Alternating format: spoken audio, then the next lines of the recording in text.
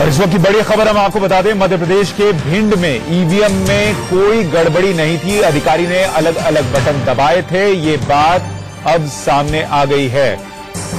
पहले बटन पर बीजेपी और दूसरे पर कांग्रेस की पर्ची निकली थी। इसी पूरे विषय को लेकर अरविंद केजरीवाल और कांग्रेस इलेक्शन कमीशन पहुंच गए थे। अधिकारी के मजाक को मुद्दा बनाया गया, ये बात भी सामने आ रही है। अधिकारी ने मजाक में मीडिया कर्मी जो वहां मौजूद थे उनसे ये कह दिया था कि ये बात बाहर नहीं जानी चाहिए। इस बात को भी उनकी एक धमकी की तरफ से दिखाया गया था। विधानसभा उपचुनाव की तैयारियों का जायजा लेने के लिए सरीना सिंह वहां पर गई थी, चीफ इलेक्शन ऑफिसर, और वहां पर कहा यह गया था कि जब भी उन्होंने ईवीएम पर बटन दबाए बीजेपी की पर्ची निकली, लेकिन ईवीएम में गड़बड़ी के ये आरोप सही नहीं है। एमपी के भिंड चीफ इलेक्शन ऑफिसर, और वहां पर कहा यह गया था कि जब भी उन्होंने ईवीएम पर बटन दबाए बीजेपी की पर्ची निकली, लेकिन ईवीएम में गड़बड़ी के ये आरोप सही नहीं है। एमपी के भिंड में ईवीएम में कोई गड़बड़ी नहीं थी। कहा यह जा रहा है कि अधिकारी ने अलग अलग बटन दबाए थे और बीजेपी की पर्ची निकली, और जब बाद में बटन दबाया गया तब कांग्रेस की पर्ची निकली थी। ये वो तस्वीरें हैं जिसको लेकर पूरा विवाद शुरू हुआ था। ये दो पर्चियों की तस्वीर आप देख रहे हैं। एक तरफ पर्ची जिसमें बीजेपी के कमल को आप देख रहे हैं, दूसरी पर्ची जिसमें कांग्रेस के हाथ का निशान आप देख रहे हैं। और ये जो सिस्टम है जिसका प्रयोग इस बार उत्तर प्रदेश के चुनावों में भी हुआ था, ये दोनों ही तस्वीरें आप देख रहे हैं। सत्यदेव पचौरी और बीजेपी का कमल का चिन्ह है, 4 नंबर उस पर लिखा है, यानी 4 नंबर का बटन दबा था।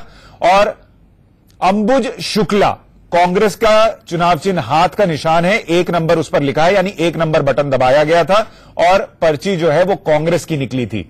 तो जो भी आरोप लगा रहे थे कि हर बटन को दबाने पर बीजेपी की पर्ची निकल रही थी, वो आरोप सही नहीं है। वो इन तस्वीरों से साबित हो जाता है, क्योंकि कांग्रेस की पर्ची भी निकली और बीजेपी की पर्ची भी निकली है, ये उसमें साफ है। कहा यह जा रहा है कि जब पहली बार बटन दबाया गया और दूसरी बार बटन दबाया गया, दोनों बार एक ही बटन दबाया गया था और इसलिए गड़बड़ी की जो आशंका है वो सही साबित नहीं होती है। ये जो पर्ची आप देख रहे हैं, दरअसल चुनाव आयोग ने उत्तर प्रदेश के चुनावों में भी ये प्रयोग किया था और इस बार जो उपचुनाव मध्य प्रदेश में होने हैं उसमें भी ये होने वाला है कि जब आप वोट देंगे तो आपकी एक पर्ची निकलेगी प्रिंट होकर, जिससे वोटर को यह पता चल पाएगा कि उसने जिसको वोट दिया है, जिसको आपने वोट दिया, वोट उसी को गया है और ये घर आप नहीं ले जा सकते, ये चुनाव आयोग के पास ही रह जाती है ये पर्ची। लेकिन इस पूरे मामले को किस तरीके से दिखाया गया, कैसे अधिकारी का मजाक बनाया गया, वो भी आपको दिखाते हैं।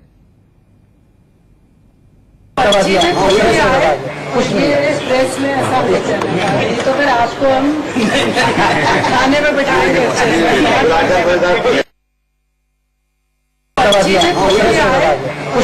प्रेस में ऐसा तो फिर आपको हम खाने में बिठाएंगे। ये वो बयान है जो वहां पर पत्रकार मौजूद थे, उनसे हंसी मजाक में ये कहा गया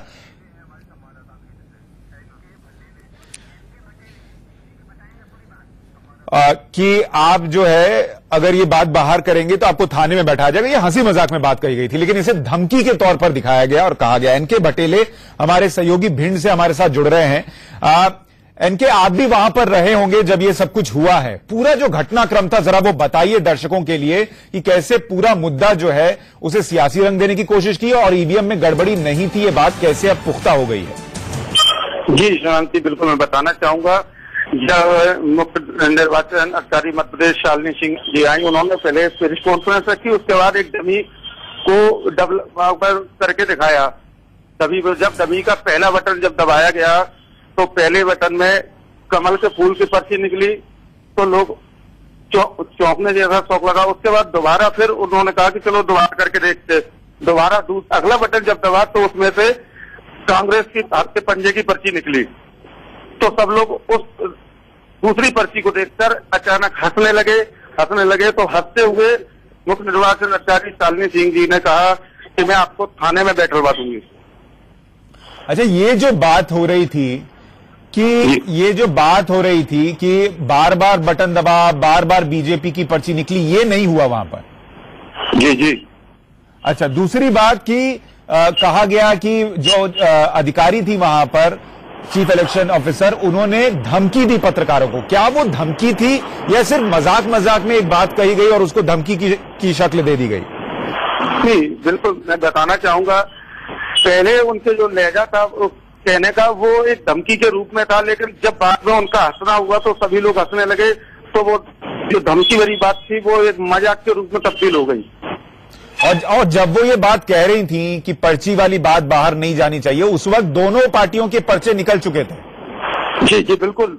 जब उन्होंने पत्रकार से ये कहा कि ये खबर छपनी और चलनी नहीं चाहिए, तो उस समय दोनों पर्चियां निकल चुकी थी और वही डमी के पास रखी हुई थी। जो लोग मौजूद थे उन पर्चियों को देख रहे थे। तो इनके एक बात बताइए, जब आप लोग वहां मौजूद थे, सबके सामने दोनों पर्चियां निकली और हम भी वो स्क्रीन पर दर्शकों के लिए दिखा रहे हैं कि इसमें बीजेपी की पर्ची भी दिख रही है, कांग्रेस की पर्ची भी दिख रही है, जो कि उस ईवीएम मशीन में बटन दबाने के बाद निकली। तो फिर ये जो पूरा विवाद खड़ा हुआ, ये कैसे हुआ? क्या जानबूझ के खड़ा किया गया है या कोई कंफ्यूजन हो गया कुछ लोगों को कि बार बार एक ही पर्ची निकल रही है? हुआ क्या वहां पर?